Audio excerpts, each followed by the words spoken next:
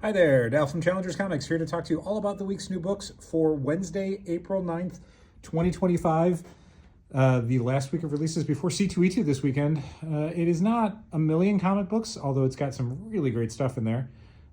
We are going to talk about all those books right this second. Like Absolute Batman #7, the two-part Marcos Martin fill-in story by Scott Snyder. The artwork is unbelievably gorgeous. Still a cover by Nick Dragotta, so you still get that. The interior artwork is, I'm just going to show you real quick. Look at this. Look at how good that is. That's page 1. It's so beautiful. Definitely pick this up. Absolute Batman Arc 2, not missing a beat. Bunch of variant covers, bunch of incentive covers. Adventure Time is back now at Oni Studios, Oni Press rather. It was at Boom Studios, now it's at Oni Press. Regular cover, variant cover, other variant cover. Joanne Starr's incredibly great Fire and Ice miniseries gets a sequel, Fire and Ice, When Hell Freezes Over. As you can see from the cover here, based on the results of Absolute Power, Fire and Ice's powers have flipped around. Fire doesn't like that, and she's going to do something to try and fix it. Of course, it goes incredibly badly. Main cover by Terry Dodson and Rachel Dodson again.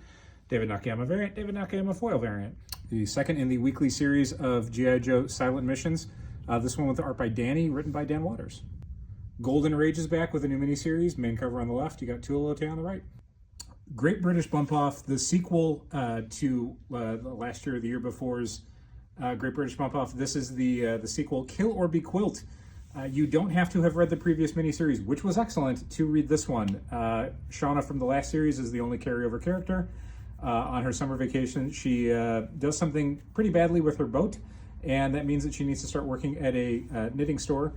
And of course, there's a mystery to be solved because of it. Gorgeous artwork by Max Sarin. We got Max's cover on the left. And Lisa Tressman does the B cover there, the original artist for Giant Days.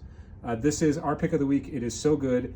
Again, if you missed the original series, you can still read this, but then we would say you should go pick up the original series because it's great. The first series was Shauna as a contestant on definitely not the Great British Bake Off, because that would be, actionable. So a different British baking show where she's trying to compete, and unfortunately a contestant is poisoned and she needs to get to the bottom of it without being kicked off the show.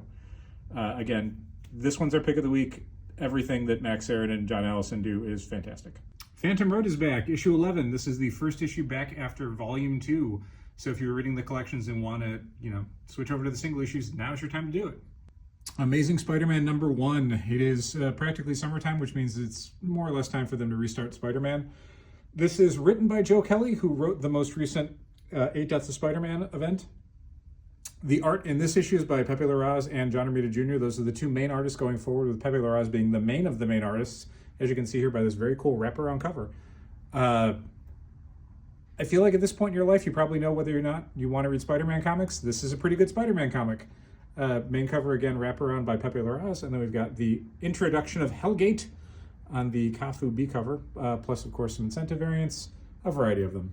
And finally, for comics, we have a new Mark Millar series from Dark Horse. This is a brand new property of his. Vampires are taking over the planet, and the only place safe is Vatican City. Graphic novel-wise, the big release for us this week is May, the Definitive Edition. This is by Gene Ha. Gene's going to be here signing the Saturday after C2E2. I believe that is April, I want to say like 18th. I think it's 18th. Could that be right? 19th. It's a Saturday after C2E2. Come by. This collects, as the definitive subtitle would tell you, everything May. This was originally at multiple different publishers. Now Oni has re-released everything all in one great big book, including the story that was written by Challenger's own Molly Jane. That's her right there, I think. So come by, grab a copy, read it up, then come by during Gene's signing and tell him how great it was and get the book signed. And that is pretty much it for the week. Again, I wouldn't say it's our largest week of releases based on how things have gone recently, but A, it's still a ton of great books. B, everything's here. So I'll take it. Thanks so much for watching. Keep reading comics. And if we see you at C2E2 on the Friday of C2E2 and you are wearing your Challengers I Love You But I've Chosen Comic Sale t-shirt this year or any other year, and I see you, you are eligible to get a high five. I'm not going to force it on you. I might put the hand up. You can shake your head no, and I'll just walk away, and it's cool. I'm not going to feel bad about it for the rest of the day or the rest of my life. But you are welcome to get a very rare Dal high five. We see you wearing the Challengers I Love You But I've Chosen comic sale t-shirt on the Friday of C2E2. Thanks so much for watching. Keep reading comics.